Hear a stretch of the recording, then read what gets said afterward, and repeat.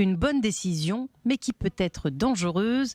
C'est ainsi que Jack Dorsey décrit la décision de supprimer le compte Twitter de Donald Trump.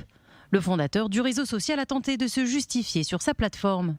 Je ne ressens aucune fierté à l'idée que nous ayons dû bannir Donald Trump de Twitter, ni pour ce qui nous y a conduit. Après un avertissement clair, nous avons pris une décision avec les meilleures informations dont nous disposions en fonction des menaces à la sécurité physique sur et hors de Twitter. Était-ce correct ? Le PDG considère que même si son entreprise a fait le bon choix, cette décision établit un précédent qui lui semble dangereux.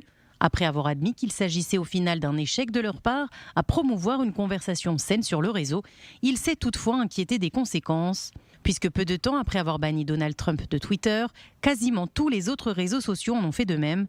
Or pour Jack Dorsey, l'équilibre du pouvoir était respecté tant que les personnes bannies pouvaient simplement aller sur un autre service. Mais les actions successives des autres réseaux la semaine dernière a montré qu'il pouvait y avoir une dérive, même s'il ne s'agissait pas d'une action coordonnée, mais de plusieurs décisions prises à la suite.